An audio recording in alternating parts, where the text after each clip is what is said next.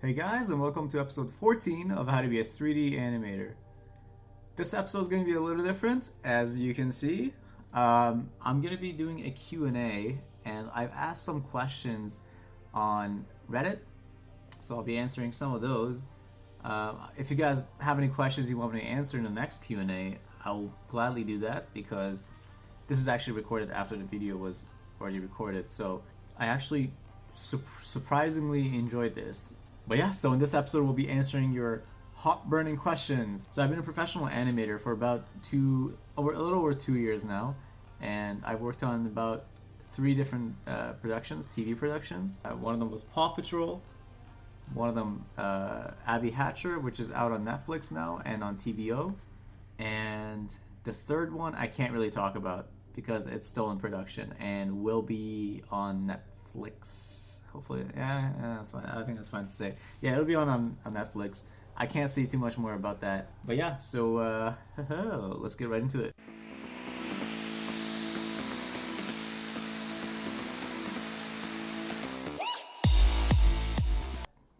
The theme of this Q&A is essentially animation and life and animation balance. So yeah, before me digressing, let's jump right into these questions. So here we have a question from Reddit user J Rice Art. His question is, at your studio, what positions are most in demand?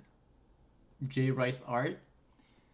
Animation is actually most in demand in most studios I've been in. Usually in a team you have maybe one or two riggers. You have maybe half a dozen modelers and around 30 animators. Maybe a few like finaling artists too, and a few lighting. But usually you have, especially for a TV show, you have unproportionate amount of animators compared to any other position. So if you get all the other positions and put them together, you'll get the amount of animators a studio has. Okay, so we got Reddit user Soka217. He says, "Oh man, I could throw a couple million at you probably." And he lists a few, so we'll just go through some of them. I hear a lot about locations, especially California and Vancouver. I quite like where I'm currently living in the Midwest, which isn't the biggest hub for this kind of work. And while the prospect of living in Cali sounds nice, it also sounds incredibly expensive. Is remote work a thing? If I want to go anywhere in the field, do I just have to suck it up and move? Unfortunately, yes. That's a short answer. Moving is actually part of the industry. Now, so far I've been fortunate enough to have enough work in Toronto, so I haven't had to move. Let me just take a sip of my iced coffee. Yeah, so far I haven't had to move, but usually in this industry, it's if you land a job and a decent job in like a different continent or a different city, then you know you're probably gonna have to move. Another question he asked is, I commonly fear I won't be good enough to make it in the industry, and thus pursuing a career will lead me to never earn any money. How is job security? I always hear it's a very competitive market. How often do you hear of people trying and crashing and burning? In regards to animators, dude, you'll be burning all the time. Job security is non-existent. So if you have to be very good with your finances and have to have at least 6 months. So 6 months is a safe bet. You want to have at least 6 months of funds to support yourself because it's very contract based, and you might be out of a contract for, I don't know. I've heard of people like 3 to 4 months no contract, because the job, at least in TV, it comes in waves. So sometimes there's like an excessive amount of jobs for like 5 6 months. Everyone's just hiring, and then there's like a few months of no one hiring. So you kind of want to be good with your finances. Actually really recommend you look up finances and finance channels and try to educate yourself, because it's really good to have a nest egg and have a good mind for finances when you're in a field where it's just all contract based. Again, another question same Reddit user asks is, what should I put in my portfolio reel? I know it should be adjusted for the position I'm aiming for, but should it be full of walk cycles, life drawings? Are these things that I should be avoiding? Yes. That's the short answer again. Um, like walk cycles would have worked maybe 5, 6 years ago, maybe 7 years ago. You had cycles and a ball animation, and you would have gotten a job. But now it's a lot more competitive. It's a lot more global, and so drawings don't even like think about it. If you're applying for like 3D animation, no one's gonna look at your drawings. They're gonna look at how good your understanding of animation is. Maybe some 2D drawings, just so if you can showcase like a good principles in 2D, then maybe add some 2D in there. But like if you're applying for 3D animation, you want body mechanics. If you're going for character animation, or like have a dialogue shot where you can animate a lip sync, animate um, acting, just show your acting skills. I don't mean record yourself, but like your character, animate your character acting. Hopefully that answers your question. Even though I already answered one on Reddit, just for you guys. So this is a question by Reddit user LMD_Daisy. Does 2D and 3D incompatible? I get what you're saying. Learning 2D, like anime or Disney, that is, doesn't help become 3D animator in any significant way? Question mark. Oh, it's a question. And if so, what's lacking hypothetical 2D animator to become 3D animator, and how far he is from becoming 3D animator compared? Okay, I think I get the gist of your question. 2D animation and 3D animation is different. You don't need to be good at 2D animation to be good at 3D animation. My case, for example, I actually never officially studied 2D animation. I sort of actually never really studied animation. I know I'm terrible, but I guess I just had like an eye for it, and once I learned the programs and just started experimenting. I mostly I know the principles. I've looked at the principles. I've seen videos of the principles, but I never officially like school wise been educated on all the principle and just every aspect of animation. I've sort of just learned by experimenting, just making things and trying like new things, and each time I would learn a lot just from experimenting and just from failing actually. But yeah, sorry, I digress. 2D and 3D animation. You can transition over if you learn the programs, but I feel like it's a lot easier for someone who's into 2D animation. Maybe I should move this here. It's a lot easier for someone who's in 2D animation to go into 3D than it is for someone who's into 3D animation to go into 2D. Because for 2D, you need to know how to draw. For 3D, it's not necessary. It'll be helpful, but you don't need it. You can do your job fine without knowing how to draw. But if you already know how to draw as a 2D animator, you just gotta learn the program, the 3D program, and like the principles are the same. The same. If you know how to animate, you know how to animate. It's just different programs. But if you don't know how to draw, you don't know how to draw. But yeah, there's actually some companies, not some companies I've been to actually. If they run out of 3D shows, for example, I had this happen in my company. We ran out of 3D shows, and they actually offered to train you in 2D animation for free. You just go in after work, and they had like little workshops, and they teach you 2D, and they teach you like the software. And if you progress well in the class, then they won't go look elsewhere. They'll just hire you. So that's also an option, some or vice versa. Some companies go 3D and they'll start teaching their 2D animators 3D if they're interested. In my case, I found out I am not very good at 2D animation. Not that I'm not very good. It's just it wasn't as interesting to me as 3D. So I kind of gave up after like 3 workshops, and then decided to work on my 3D demo reel instead, which ended up being the right choice in my case. Okay, so Reddit user FDRZZZ asks, are you self-taught or did you study 3D in post-secondary? How did you break into the industry? Okay, so I got my Bachelor of Fine Arts, learning absolutely nothing in university.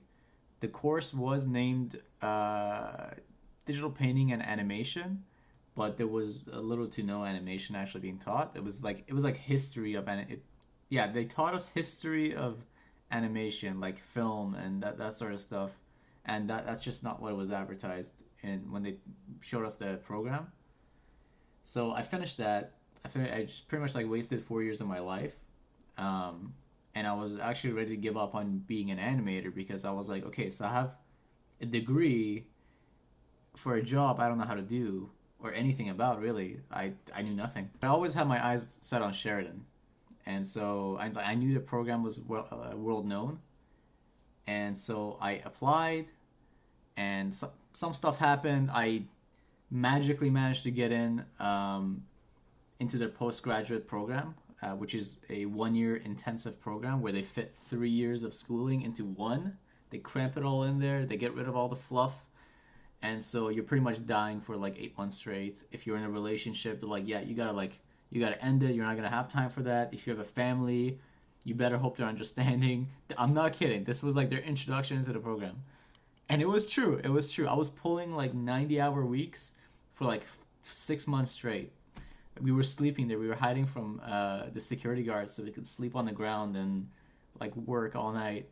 But yeah, I did that for a year, worked my butt off, learned all the programs I needed.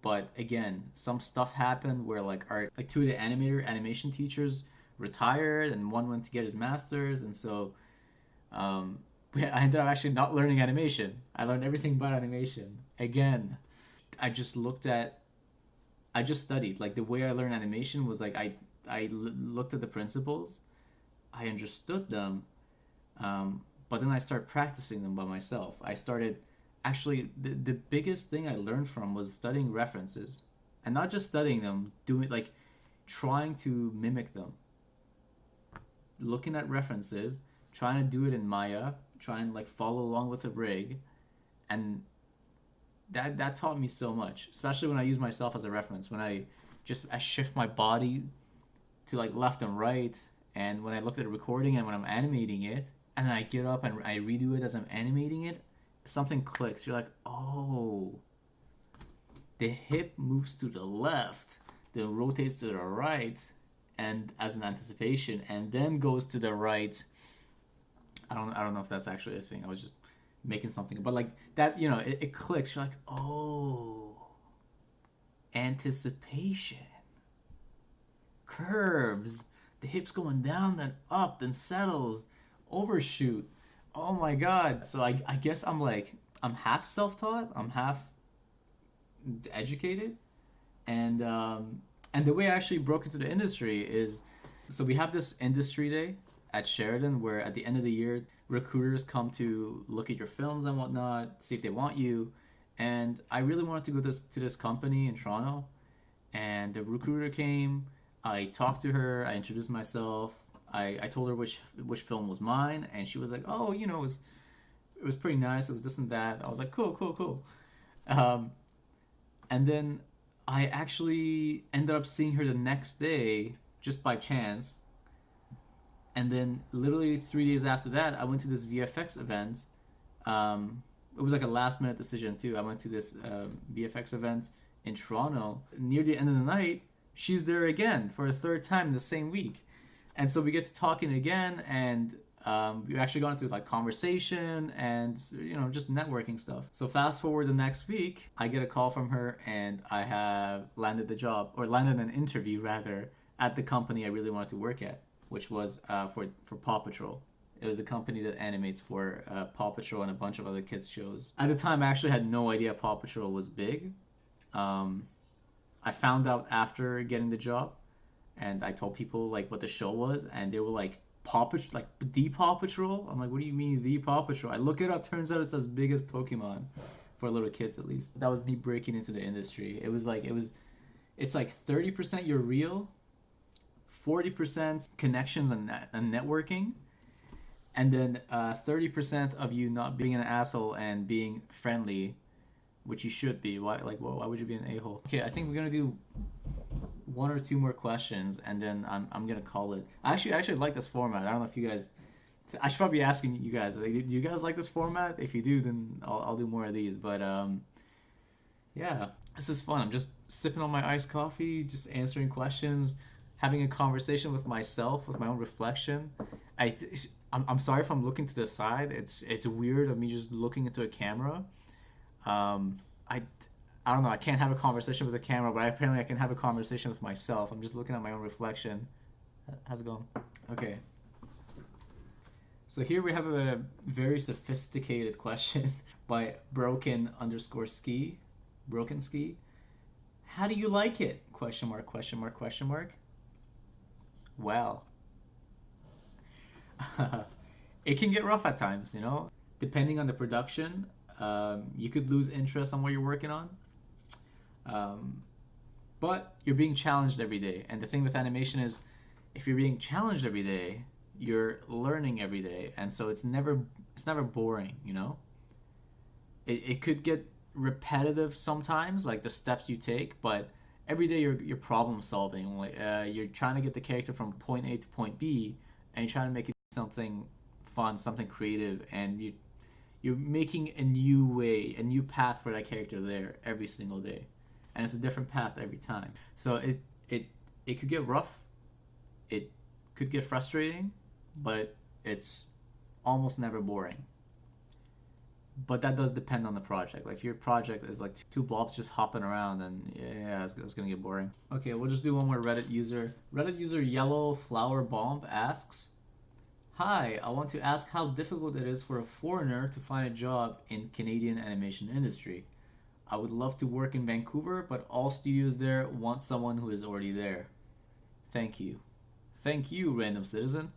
Yeah, you're definitely gonna have a hard time finding a job as a foreigner, because if you're in a different country, just imagine imagine you're the company, imagine you're the studio. Would you rather hire someone who's a local, or hire someone that's from a different country where you have to go through extra hassle, pay extra money, and trying to figure out the visa stuff, and you know it's like 10 times harder to hire someone who's a foreigner, unless you're absolutely amazing. So if you're a foreigner and your dream is to land a job here in either Canada or the US, you don't want to work in the US, you want to work in Canada. I'm kidding. In Canada, you want to work your butt off. You want to be amazing. You want to look at the work that company is doing, and you want to match that at the very least. Even if you have to get a job wherever you are, and it's worth it if you really want to come here. It's worth it to do those long hours and just work your butt off and become amazing and be able to show it. And if a company thinks you're really good, and they do this for like some of the bigger companies, I think like Sony for the Spider-Verse, they brought in so many foreign animators. They brought in like a lot of animators from different countries because they were good, because they were like maybe not the best of the best, they were really good. But like the point is, become really good, get the job. Yeah, I think that about covers this video, guys. If you like this format, hey, let me know, please. Not really, like let me know, because if you leave a comment, it'll help the algorithm as well. But that's not what I'm asking. I actually want to know. Actually, yeah. So surprisingly, I didn't think I'd like this kind of format, but apparently I like talking to myself. But yeah, hope you guys enjoyed this episode. It was fun to make. It actually was fun to make, and I had to actually get this done kind of like quick. Just like I say, just like last week's episode, but last week's episode took like 16 hours. I had to get this one quick because I'm actually, again, not here on the weekend, not even here on Friday. So I'm recording this on, what is it? It's Wednesday, like 10 p.m. And then I'll probably be like editing it today, and then editing it some more and finishing it up tomorrow night, Thursday night. I'll probably be up like till like 2 a.m. So again, if you guys do like these kind of videos, or if you guys like me, if you guys like me, then please make sure to absolutely smash the schnitzel Hasrick out of that like button and hit the sub button. Stay notified of future videos, and I will see you guys in the next video. Happy animating.